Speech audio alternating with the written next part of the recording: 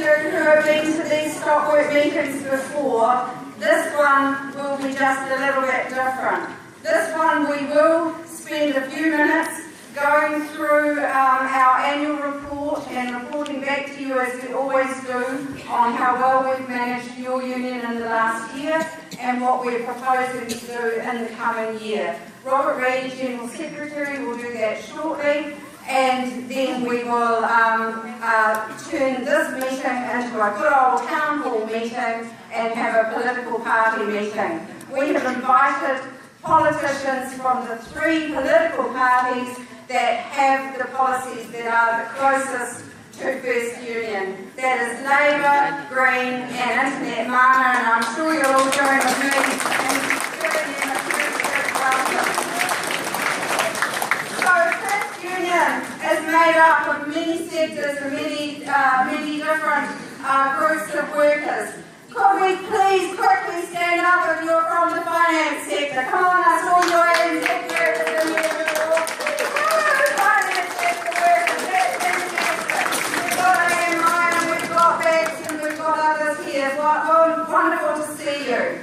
The industrial workers, those manufacturers, people from the wood divisions and from the carpet and textile mills. Yes, come on, stand up there. You don't need to be shy. All you retail workers, come on retail workers, Bunnings, Calendar, Kmart, Farmers, great, lovely to see you. Then we've got stores and transport, come on all you, come on, supply chain, all these hybrids,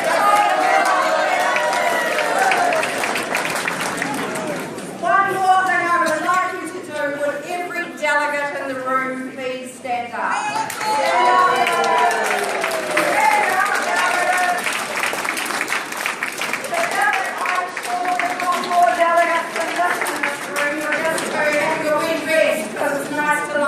When you're away from the boss. Delegates are the lifeblood of our union, and we thank you for all the hard work that you do on behalf of your fellow workers every day of every week. The other thing that is a little bit different about this meeting is that for this time we've been doing meetings with our sister union, Unite, and I'm now just going to pass over to Mike Treen, Secretary of Unite, to add his welcome to this. Thanks very much, Maxine, and some of the Unite crew just came in there.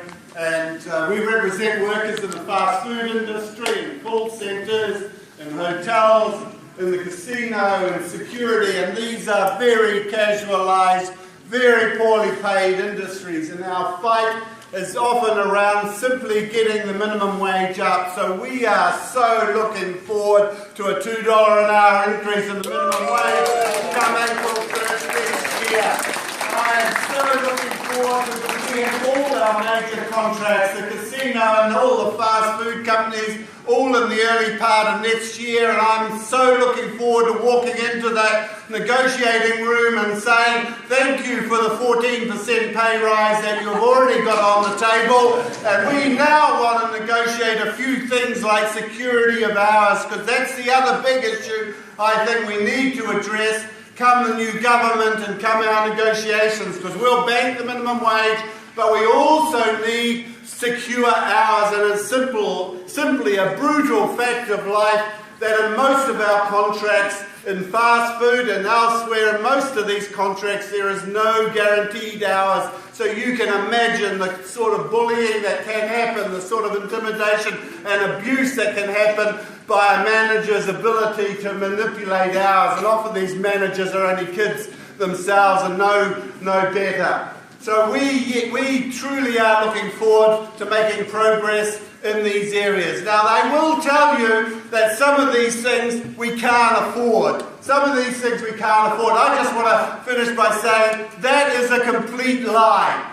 Every 30 years, you workers double your production. Productivity increases 2 or 3% every year. So every generation, you are producing twice as much as you were before. So why is it that we are actually in real terms than we were 30 years ago. Workers and families are working longer hours just to stand still. The doubling of production turned into a doubling of profit, which turned into a massive wealth transfer to the 1%. We want a little bit of that back, and we've got a right to get a little bit of that back, and it can deliver what we need. It can deliver an education, healthcare, and the rest of it. We are supporting three parties this election: Labour, Greens, Internet Mana. And any of those will be changing the government. No one else will change the government. Personally, I'm voting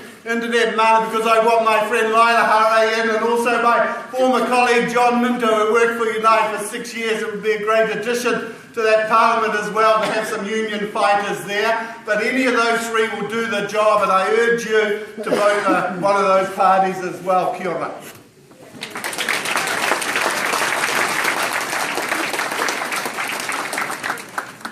Kia ora koutou.